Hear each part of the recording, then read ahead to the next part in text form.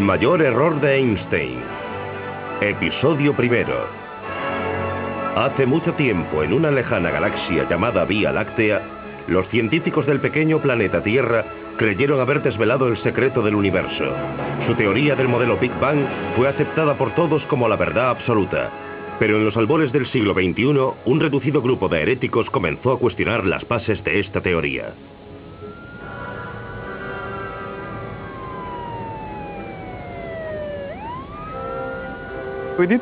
Hicimos algo que muchos consideran espeluznante. Decimos que la velocidad de la luz podía cambiar en el espacio y en el tiempo. Y eso es cierto. Nuestra percepción de la física cambiará de forma radical.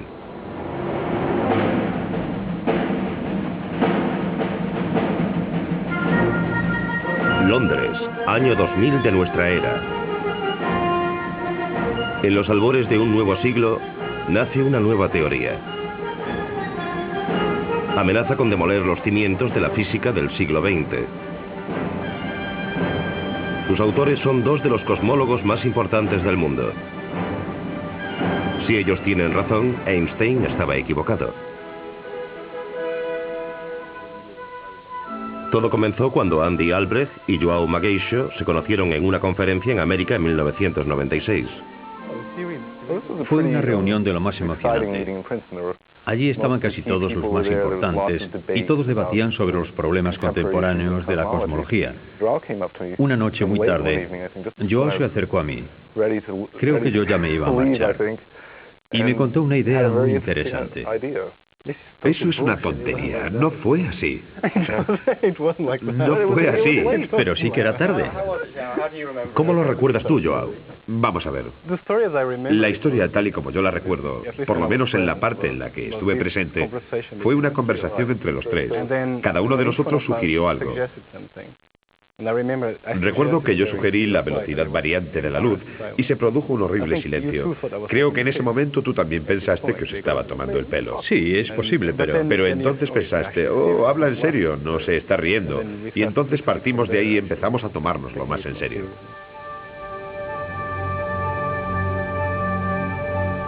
Para la mayoría de los científicos, la idea de que la velocidad de la luz puede cambiar supone un ultraje. Contradice por completo las teorías de Einstein sobre el espacio y el tiempo. Pero recientemente los astrónomos han empezado a comprender que el universo no siempre se comporta como sus teorías podrían llevarnos a pensar. Estamos haciendo mediciones que indican que el universo está lleno de una especie de densidad de energía. No entendemos esa energía en absoluto. No se parece a nada de la teoría física. Lo sorprendente es que el universo, en lugar de ir aminorando a la marcha, la está acelerando. No hay duda de que es un resultado muy profundo para la física, porque será el primer indicio de que las leyes de la naturaleza no siempre han sido lo que son hoy. ¿Quién sabe lo que nos espera? Creo que es una época muy emocionante, muy similar a la revolución que sufrió la física a principios del siglo pasado. Estamos a punto de entrar en el nuevo milenio rodeados por un montón de inseguridades.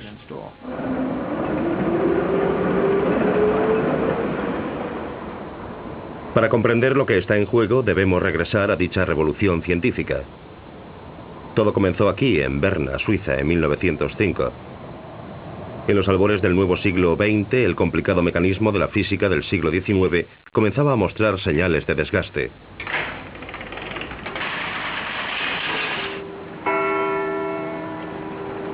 Al final fue demolido, pero no por un científico ya reconocido, sino por un funcionario de patentes.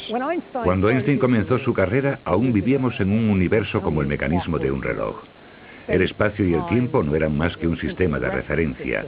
El metro era un metro en cualquier parte, y el tiempo corría a un ritmo constante en todo el universo. Un segundo siempre era lo mismo. No le afectaba el lugar donde estuvieras, ni si te movías o no. El tiempo se consideraba un concepto absoluto. El tiempo siempre era igual en todas partes, independientemente del estado de movimiento de la persona. Existía un tiempo absoluto que podía medirse con un reloj como este. Ese fue probablemente el concepto que Einstein hizo pedazos con su nueva idea.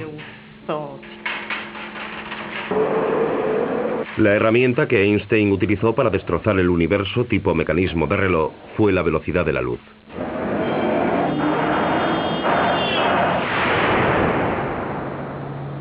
Sabía que durante 20 años los científicos no habían conseguido superar un experimento que sugería que había algo decididamente raro acerca de la velocidad de la luz. En la década de 1880, dos científicos americanos, Albert Michelson y Edward Morley, decidieron medir cómo se veía afectada la velocidad de la luz por el movimiento de la Tierra a través del espacio. Organizaron un experimento utilizando rayos de luz. En el experimento hay una fuente de luz que es el láser, y lo que hacemos es dividir el haz del láser en dos, enviándolos en dos direcciones en ángulo recto, y midiendo, en cierto sentido, la velocidad relativa de la luz en esos dos haces, volviéndolos a juntar aquí. Y el modelo que vemos es la interferencia entre dos haces, y mide la velocidad relativa de la luz dentro de esos dos haces.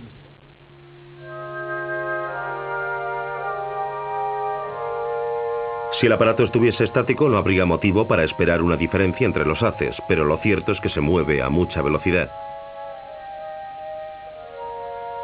Nuestro planeta gira alrededor del Sol a 30 kilómetros por segundo. También gira alrededor de su eje una vez al día, de manera que todos los laboratorios de la Tierra giran a través del espacio.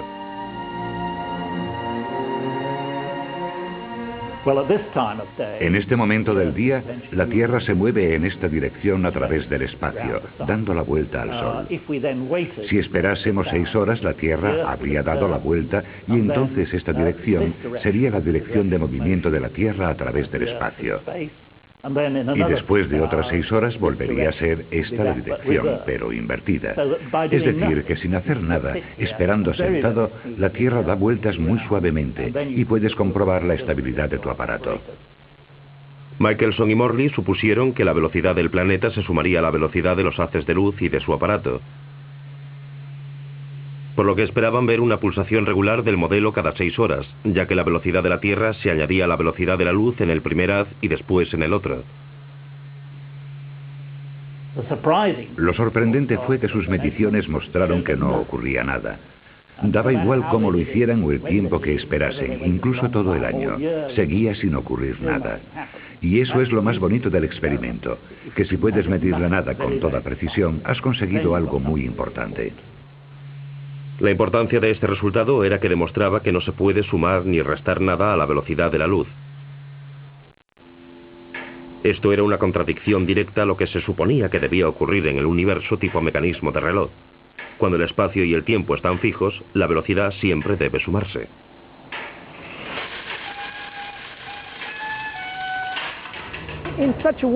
En un mundo así, el ejemplo para la suma de velocidad es sencillo. La suma de las velocidades, en el ejemplo de Einstein, es que si caminamos por un tranvía o un tren, nuestra velocidad con respecto a la Tierra es la suma de tu velocidad al caminar por el tranvía y de la del tranvía con respecto a la Tierra. Pero el experimento Michelson-Morley había demostrado que esto no era cierto en lo relativo a la luz. La luz sale del tranvía a la velocidad de la luz y llega a los peatones a la velocidad de la luz. Y esa velocidad nunca cambia, por muy rápido que vaya el tranvía. Pero algo debe cambiar como resultado de la velocidad del tranvía. Einstein comprendió que debían ser el tiempo y el espacio.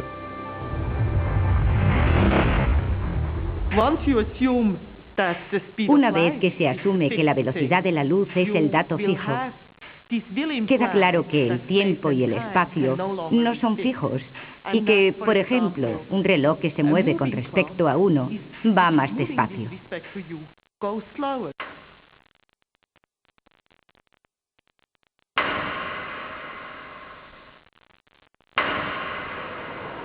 Visto desde la acera, la velocidad de la luz desde un tranvía no se ve afectada por su movimiento. Pero en cambio, el reloj, mientras los pasajeros esperan, irá más lento en comparación con un reloj fijo.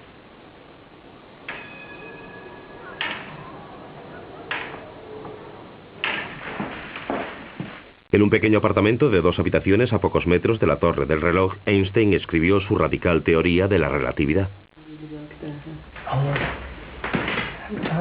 Es un anuncio de Einstein para conseguir empleo. Sí, daba clases particulares de matemáticas y física, en una época en la que no tenía trabajo, y nadie se lo daba porque creían que era demasiado vago. Creo que lo consideraban problemático. ¿Dice cuánto cobraba? No, dice que da algunas clases gratis de prueba. Tomaré una clase de prueba para ver qué tal. Pero la suerte de Einstein estaba a punto de cambiar. En 1905 tenía 26 años. Qué mirada tan penetrante. En ese año publicó varios trabajos, de los cuales el de la relatividad tan solo era uno más. 6 trabajos si contamos su tesis para el doctorado. En un año. En un año. Y cada uno de ellos funda un campo de la física. Y cada uno merece el premio Nobel. Me pregunto si mientras redactaba este trabajo fue consciente del cambio que le estaba dando al mundo. Este es el trabajo de la relatividad que publicó poco después de este. Mira qué delgado es. Mucho. Solo 3 páginas. Ojalá pudiera cambiar todas las publicaciones de mi vida por estas 3 páginas. Pero Einstein no estaba satisfecho. El problema era que su teoría de la relatividad se deshacía cuando la gravedad se colaba en la foto. Y la gravedad era la fuerza dominante en el universo. Einstein comprendió que debía desarrollar aún más su noción de un espacio y un tiempo flexibles. Debía dar al espacio y al tiempo propiedades reales. Ya no se trataba de un lugar vacío en el que ocurrían cosas, sino algo que resultaba interactivo. Y en su famosa declaración, la masa le dice al espacio cómo curvarse. La presencia de una masa curva el espacio-tiempo.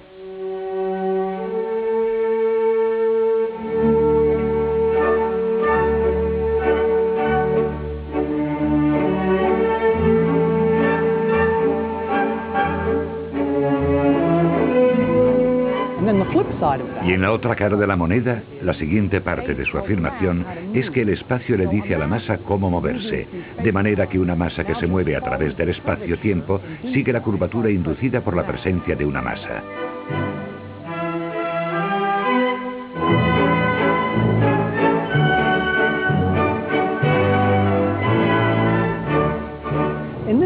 Y esto resolvía un viejo problema de la mecánica de Newton.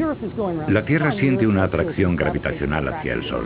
¿Cómo sabe la Tierra que el Sol está ahí? ¿Cuál es la fuente de esta acción instantánea a una distancia dada? Y el modelo de Einstein dice que no existe dicha acción instantánea a una distancia dada. La masa del Sol simplemente curva el espacio-tiempo y después la Tierra sigue esa curva. Al igual que este tranvía sigue los rieles. Lo hace en respuesta a la curvatura local de la vía, pero no sabe por adelantado si esas vías se curvarán a determinada distancia. No tiene que saberlo, se limita a seguir la curvatura local de la vía.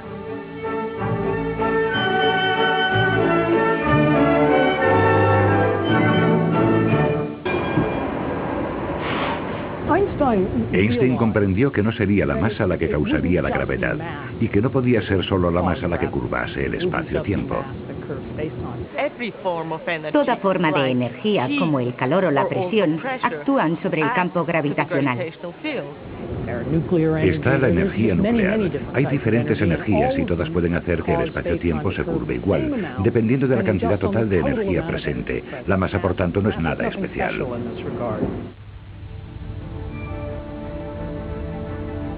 Durante 10 años, Einstein buscó una ecuación con la que expresar esta relación entre masa-energía y espacio-tiempo. Al final resultó ser asombrosamente sencilla. G igual a 8πt. Con 5 abarca la estructura de todo el universo. Se considera uno de los logros supremos del pensamiento humano.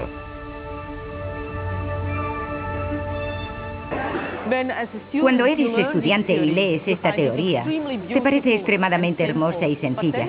Pero después, si te paras a pensar cómo lo consiguió, cómo consiguió esas ecuaciones, te parece un milagro. Aún ahora no conseguimos comprender cómo llegó a eso. Pero Einstein no se detuvo. sino que utilizó sus nuevas ecuaciones para describir el universo entero. Fue un paso atrevido e inmediatamente surgieron dificultades que aún perduran. La relatividad fue un gran éxito, al menos hasta que Einstein tuvo el valor de aplicar la relatividad al universo como un todo e inventó la cosmología científica. Pero al mismo tiempo nos dio un montón de problemas que siguen aquí. Básicamente el universo tal y como lo vemos no quiere ser así, según la relatividad.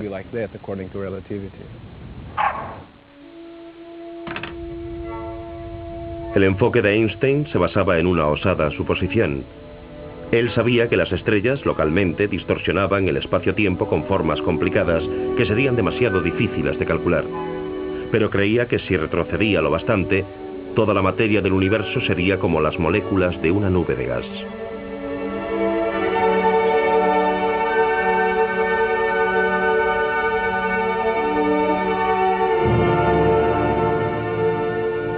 El fluido cósmico. Desde esta perspectiva, la forma del espacio-tiempo sería lo bastante uniforme y sencilla como para enfrentarse a ella. Pero cuando comenzó a calcular cómo se comportaría el universo bajo la influencia de la gravedad, se llevó una desagradable sorpresa. Miramos al universo como algo estable, las estrellas inalterables. En la época de Einstein se creía que el universo era singularmente estático, que siempre era igual con el paso del tiempo. Pero según las soluciones de Einstein, esto no podía ser verdad. Einstein descubrió que su ecuación predecía que toda la materia y la energía del universo plegaría al espacio-tiempo en sí mismo. Pronto el universo llegaría a su ardiente fin al derrumbarse las estrellas y las galaxias y formar una enorme bola de fuego.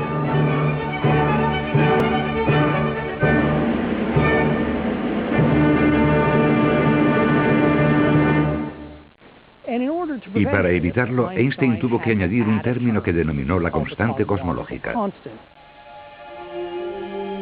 Para Einstein, ese término extra, lambda, la constante cosmológica, estropeaba la belleza de su ecuación original, pero no veía otra forma de estabilizar el universo.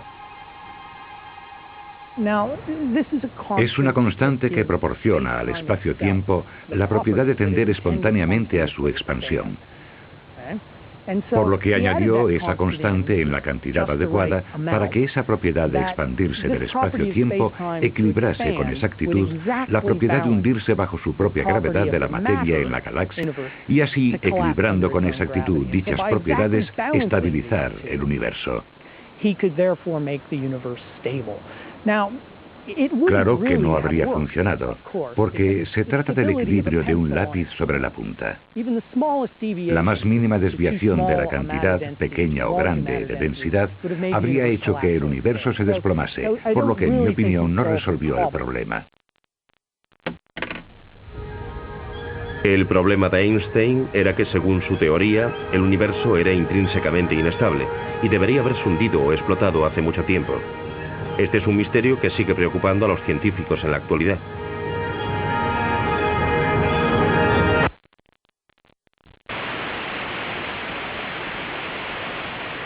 Este es el eco de la creación. Si desintonizamos un televisor, recogerá las radiaciones de microondas del límite del universo visible. Cuando comenzó su viaje, la luz era naranja. Pero durante los 15.000 millones de años que lleva viajando, el propio universo ha crecido 1000 veces más, estirando la luz de tal forma que ahora la vemos como microondas. Nos calienta como calienta el cosmos entero, elevando en 3 grados la temperatura del espacio. Esta señal es prueba convincente de que el universo no es inmutable como imaginaba Einstein, sino de que todo lo que vemos a nuestro alrededor formó parte de una inmensa bola de fuego. Los primeros indicios de tan ardiente principio aparecieron cuando los astrónomos empezaron a examinar el espacio más allá de nuestra propia galaxia. La de los años 20 fue una época muy emocionante para la astronomía. Aparecieron los primeros telescopios grandes y Edwin Hubble comenzó a examinar sistemas estelares cercanos que ahora llamamos galaxias. El doctor Edwin Hubble, sobre una plataforma móvil, alinea el enorme telescopio antes de comenzar una fría noche de trabajo. Y para su asombro descubrió que estaban muy lejos. Y también al medir la luz que despedían esas galaxias pudo ver que se movían alejándose de nosotros. Para Hubble, esto solo podía significar una cosa, que el propio universo estaba en expansión. Es un gran descubrimiento saber que el universo se encuentra en expansión. Significa que en algún momento del pasado las cosas se encontraban más cerca, y si medimos la densidad, al retroceder en el tiempo, el número que encaja en un cuadrado fijo de espacio aumenta, y el universo se hace mucho más denso y caliente. Así acabaremos llegando a un punto que llamaremos Big Bang, en el que la densidad era extremadamente elevada. La profundidad de este descubrimiento se halla en que el universo tuvo un principio, un Big Bang.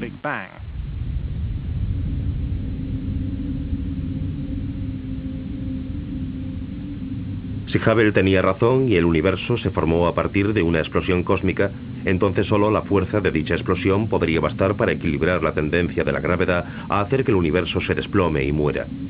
Quizás esa era la forma de estabilizar el universo y de resolver el problema de Einstein. Es muy interesante. Lo lógico sería pensar que Einstein respondería de forma positiva a las observaciones, pero a menudo los teóricos ignoran por completo las observaciones, por lo que allí estaba Hubble, con un descubrimiento fantástico, probablemente el descubrimiento del siglo, y Einstein no le hizo ni caso. Siguió apegado a su universo estático e insistió en su constante cosmológica para mantener el universo estático. Hasta que ambos se reunieron en California en 1932, no surgió la sinergia entre Einstein y el universo en expansión. Aquí viene, bajando de la torre solar, tras una dura mañana observando su espacio preferido a varios millones de kilómetros de distancia. Hubble, situado en medio, pronto convenció a Einstein de que el universo se estaba expandiendo. La constante cosmológica que Einstein había introducido para sostener un universo estático contra la fuerza de la gravedad parecía ser innecesaria, después de todo. Aliviado, Einstein regresó a la forma original de su teoría general de la relatividad. Fue entonces cuando Einstein dijo que la invención de esa constante cosmológica había sido su mayor error. La construcción demostraba gran habilidad. Había que levantar el exterior y después el interior, luego más exterior y más interior. Era estupendo, una gran obra de ingeniería. Pero el optimismo de Einstein era prematuro. Poco a poco los cosmólogos fueron comprendiendo que el Big Bang no resuelve el problema de la estabilidad del universo. Para los físicos del siglo XXI como João Magueixo y Andy Albrecht, la vanguardia de la investigación sigue siendo el problema identificado por Einstein en 1916. Si de verdad puede hacer esa conexión, es por lo que la gente quiere que la velocidad de la luz varíe. Se podría pensar que deberíamos estar contentos con el éxito del Big Bang y no quejarnos, pero estamos preocupados. El Big Bang tiene un problema y ese problema es que deberíamos estar aquí.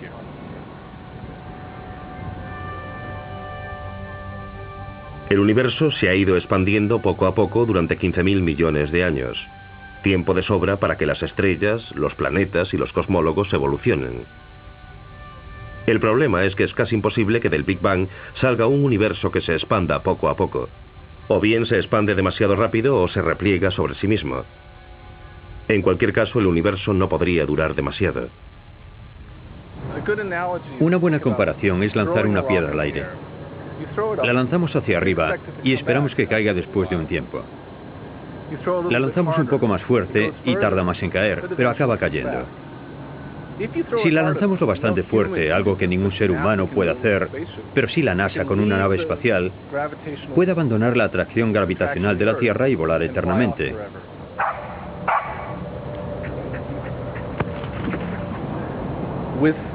En el universo existe un equilibrio muy delicado. Si lanzamos la piedra al aire, sigue adelante. No sabemos si dará la vuelta. Sigue adelante hasta que ya no se le ve volar, ni la vemos dar la vuelta. Se ha equilibrado al final año tras año, miles de años, miles de millones de años. Han pasado casi 15.000 millones de años y seguimos sin saber si va a dar la vuelta o si seguirá volando de frente.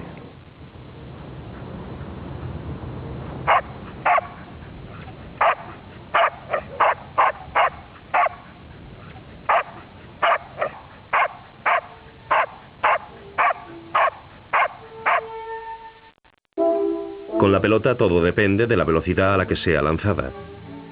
Con el universo la clave está en la cantidad de materia y de energía del Big Bang.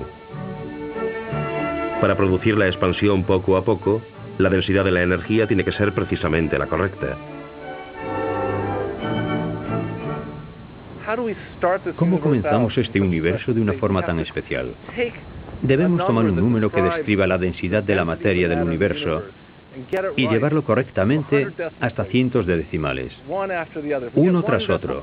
Si nos equivocamos en un solo decimal, todo fracasará. Ningún físico es capaz de establecer un universo de una forma tan delicada.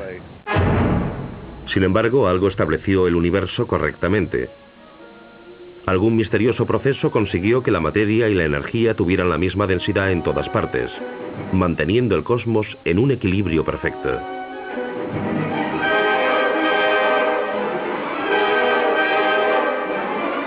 Los científicos denominan a esto el problema de la planeidad. El problema de la planeidad es el hecho de que el universo es como un lápiz que se mantiene en pie sobre su punta durante 15.000 millones de años.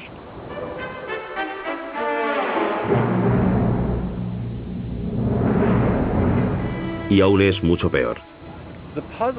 El misterio es que si decimos, vale, supongamos que al principio las cosas eran diferentes y surgió algo que lo ajustó todo tal y como era necesario,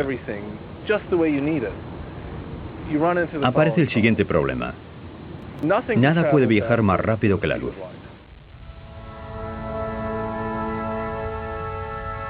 El universo es muy grande.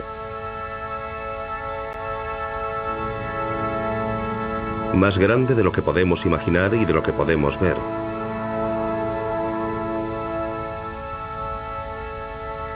Hay regiones del espacio tan lejanas que son invisibles, porque la luz que viene de ellas aún no ha tenido tiempo de alcanzarnos. En efecto, estamos rodeados por un horizonte. Este horizonte ha estado creciendo a la velocidad de la luz desde los comienzos del universo. Pero más allá de él existen regiones con las que nunca hemos tenido ningún tipo de contacto. Como nada, ni la energía, ni ninguna clase de proceso físico puede viajar a más velocidad que la luz, nada puede cruzar el horizonte. El universo tiene 15.000 millones de años, lo que significa que el horizonte es enorme. Está a unos 30.000 millones de años luz. Esto no implica que el universo solo tenga ese tamaño. El universo es infinito, pero sí significa que la región que podemos ver es la región que abarca 30.000 millones de años luz. Y a la inversa, aunque el universo sea joven, sigue siendo muy grande, pero vemos una fracción cada vez más pequeña porque el horizonte es cada vez menor. Para entender lo que esto significa, imaginemos que podemos viajar en el tiempo. Veríamos el universo encogerse en lugar de expandirse, pero nuestra vista encogería a mayor velocidad porque nuestro horizonte menguaría a la velocidad mayor posible, la velocidad de la luz. Las galaxias que hoy son visibles serían invisibles para nosotros en el pasado y también entre ellas. De manera que el universo del principio estaba dividido en pequeñas islas aisladas dentro de sus pequeños horizontes. Esta imagen de un universo inconexo se estrella contra la idea de un único proceso equilibrante necesario para resolver el problema de la planeidad.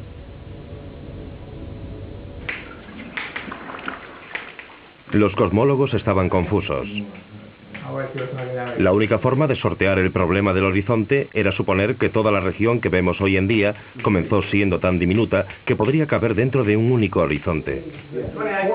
Esta idea, denominada inflación, fue propuesta por Alan Guth y desarrollada después por Paul Steinhardt y su colega Andy Albrecht. En la actualidad, su versión de la inflación es generalmente aceptada entre los científicos. Pero es el propio Andy Albrecht quien nunca se ha visto plenamente convencido por su propia teoría. Lo que hay que hacer para que la inflación funcione es inventar una forma de materia totalmente nueva que existe desde el principio del universo y que después desaparece. De manera que hoy no contamos con ella. Siempre he tenido la molesta impresión de que si inventamos tanto, ¿es la inflación lo que debemos inventar? ¿O quizá la naturaleza hubiese elegido otra cosa?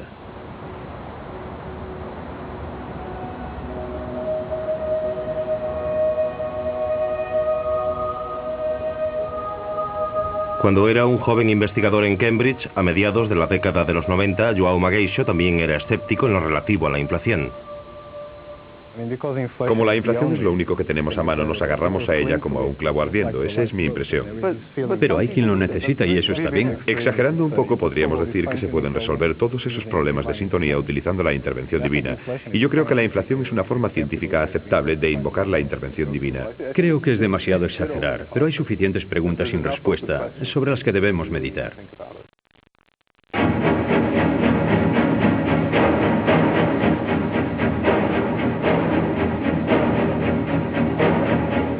Un día João vio que podría haber una forma mucho más sencilla de resolver el problema del horizonte.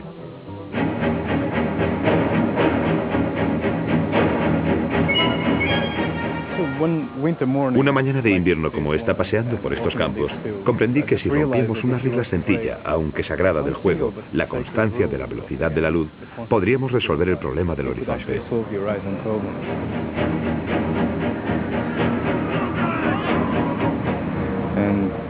Y mirando hacia atrás, resulta obvio que cuando el universo era muy joven, si la luz era muy rápida, podríamos tener un horizonte enorme.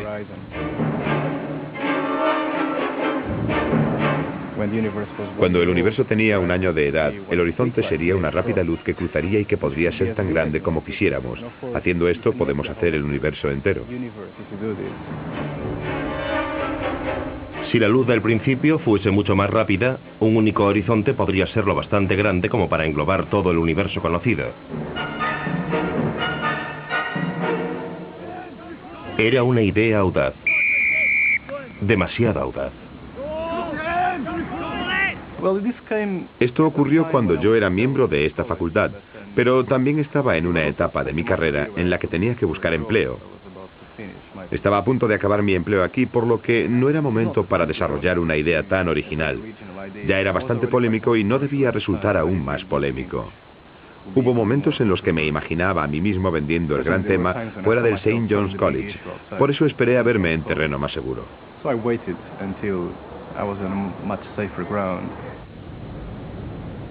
João encontró ese terreno seguro cuando la Royal Society le otorgó una prestigiosa beca de investigación. Entró a formar parte del grupo de Andy Albrecht en el Imperial College. Los dos empezaron a trabajar sobre la idea de João. Si mi madre me ve fumando, me mata. Un día Andy me llamó a su despacho y me dijo: João, vamos a trabajar sobre la variación de la luz. Cerró la puerta y lo mantuvo en secreto. Siempre borraba el encerado porque tenía miedo de que alguien nos robase la idea. Poco a poco empezamos a aunar esfuerzos y a intentar averiguar más cosas sobre la teoría.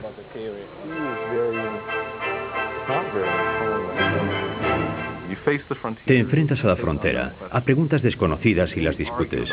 Hay ideas que compiten entre sí y después de un rato, una de ellas sale claramente vencedora. Hay un tema que te preocupa mucho y va contigo todo el tiempo, no solo en tu despacho.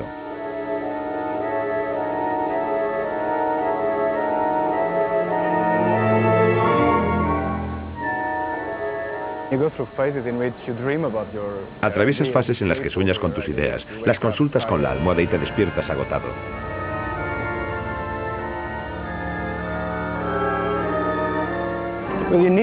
Al final hay que proyectar las cosas en ecuaciones, porque de eso se trata la ciencia, de modelos matemáticos, no solo de victorias, si no sería de locos.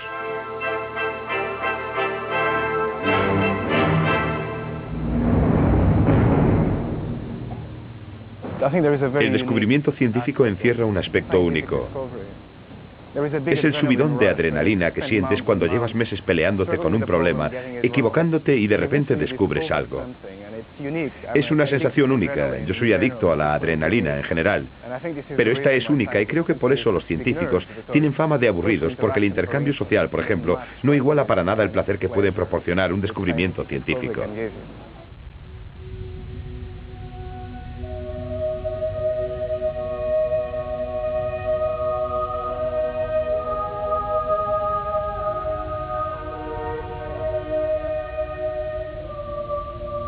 Joao y Andy estaban creando una física completamente nueva. A medida que exploraban este extraño y nuevo mundo, comenzaron a presentir que a lo mejor conseguían resolver algo más que el problema del horizonte. Conseguimos más de lo que esperábamos.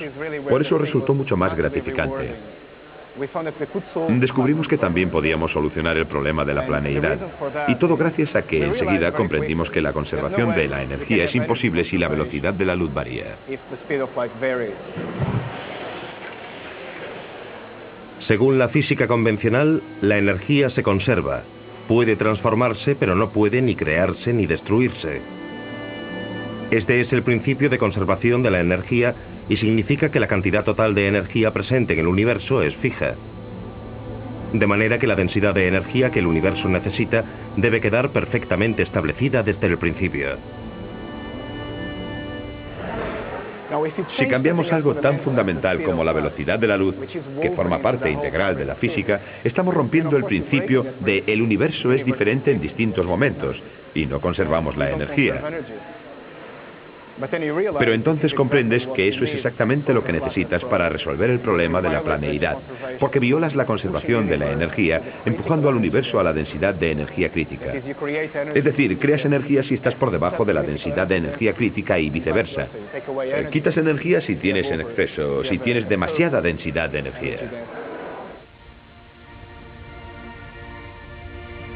Según su teoría, durante el principio del universo la velocidad de la luz disminuía, lo que permitía al cosmos construir un termostato que creaba o destruía energía, de forma que la densidad crítica se mantenía con exactitud.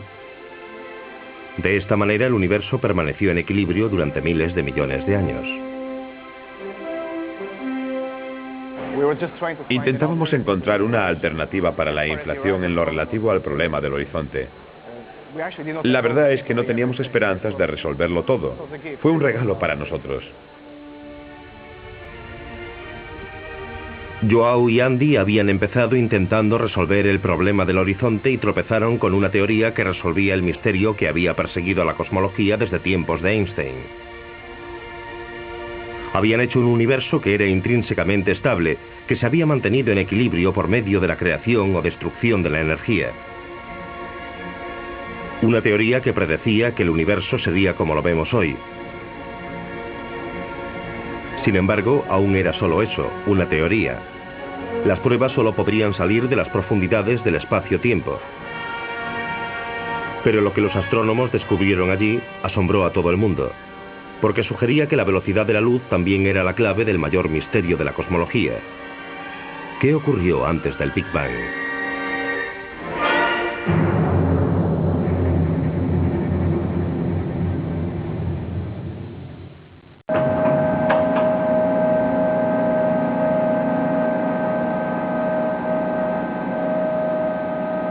Hace tiempo, cuando el universo era joven, la luz viajaba a más velocidad de lo que lo hace hoy. Las leyes de la física eran muy distintas. Esa, al menos, era la teoría. Las pruebas solo podrían surgir de los mayores telescopios del mundo. Mientras estudian los lejanos confines del espacio, los astrónomos también retroceden en el tiempo.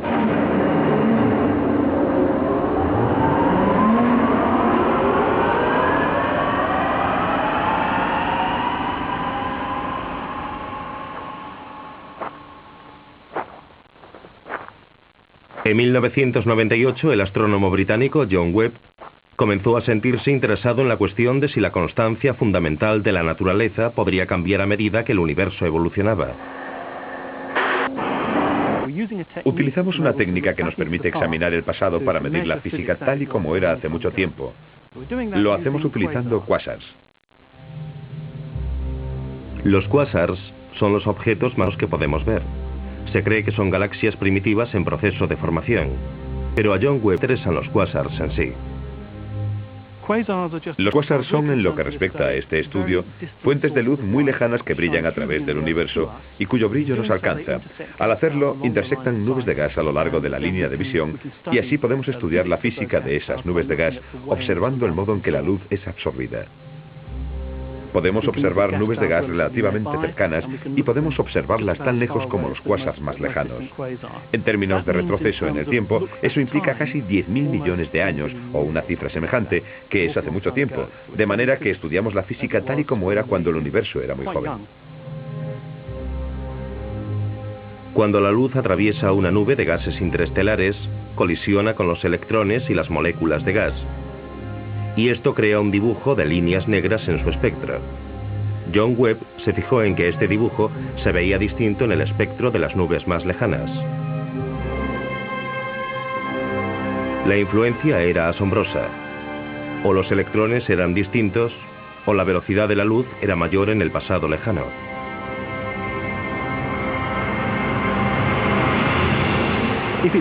Si es correcto, es un resultado muy profundo para la física, porque sería el primer indicio de que las leyes de la naturaleza no siempre fueron iguales a como lo son hoy.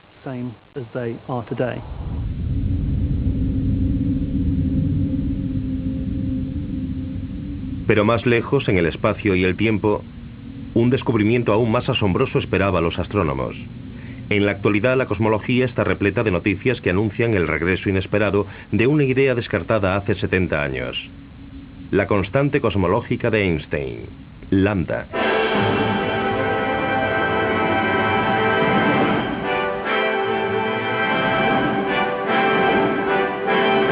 Para João, eso significaría llevar su teoría aún más lejos. Ahora cree que la constante cosmológica podría ser el nexo que une los cambios en la velocidad de la luz al origen del universo.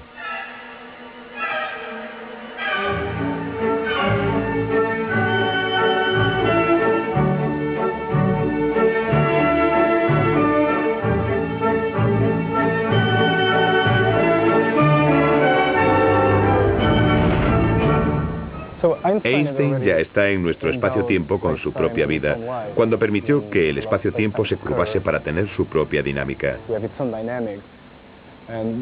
Y con la constante cosmológica dio un paso más adelante.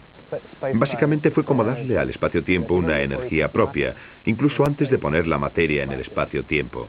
Cuando tenemos un vacío, en dicho vacío tenemos una determinada densidad de energía, y eso es lambda. Tiene una propiedad muy interesante, y es que hace que la gravedad sea repelente.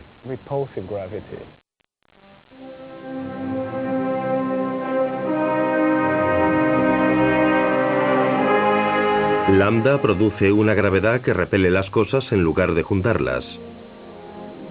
Y eso parece ser lo que le está ocurriendo al universo, que algo lo está separando.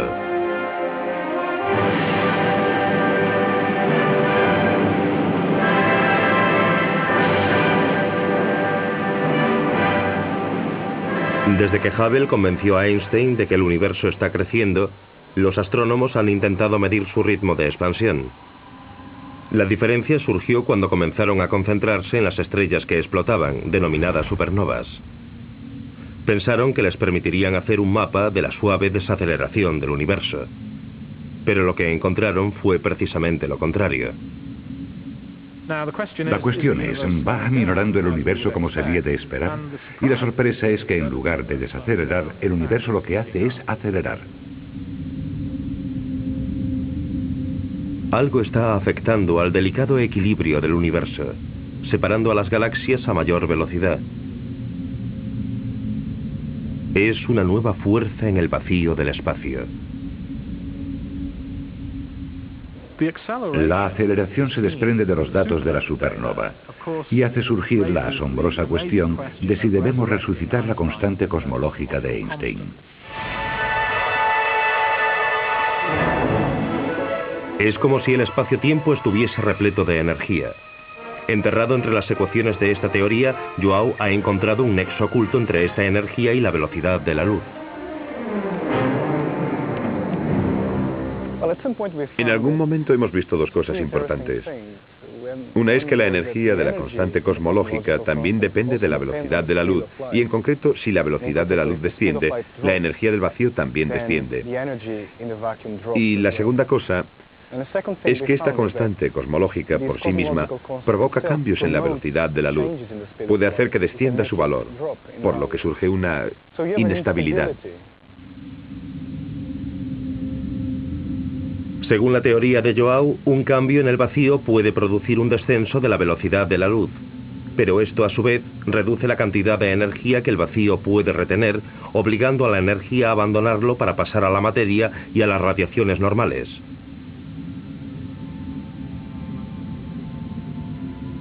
¿Podría ser este el genio del universo? ¿Qué ocurrió antes del Big Bang? En estos escenarios del principio, hay un vacío dentro del vacío. La nada es la constante cosmológica. Hay un empuje de energía en el vacío. Y en sus teorías, esta energía que produce cambios en la velocidad de la luz merma su valor. Igualmente se produce una merma en la energía de la constante cosmológica, la cual va a algún sitio, va a la propia materia del universo, y por tanto produce un Big Bang. Por tanto, esta merma en la velocidad de la luz, causante de un cambio en la misma, es la que da lugar al Big Bang.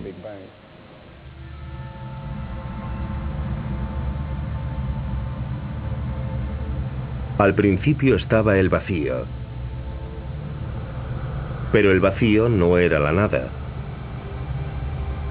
Y había luz. Y la luz cambió. Y el vacío produjo el mundo. Y el mundo estaba bien hecho, porque duró hasta que el hombre pudo comprenderlo. Pero ocurrirá que un día, la energía del vacío habrá expulsado lejos a todas las cosas, quedando tan solo el vacío. Pero el vacío no es la nada.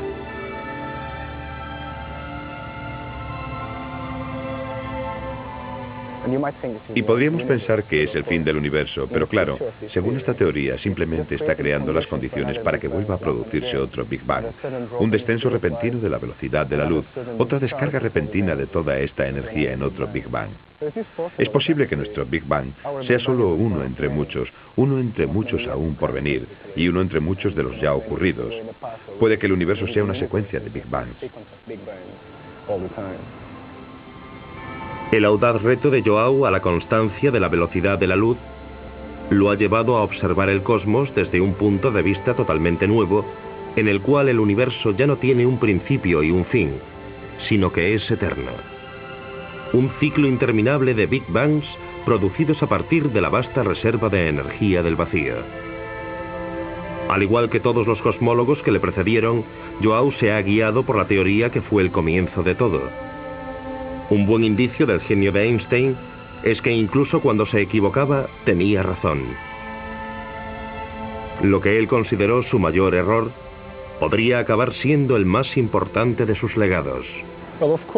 Por supuesto que siento el máximo respeto hacia la relatividad, y tengo la impresión de que ahora que le he llevado la contraria, la comprendo de verdad.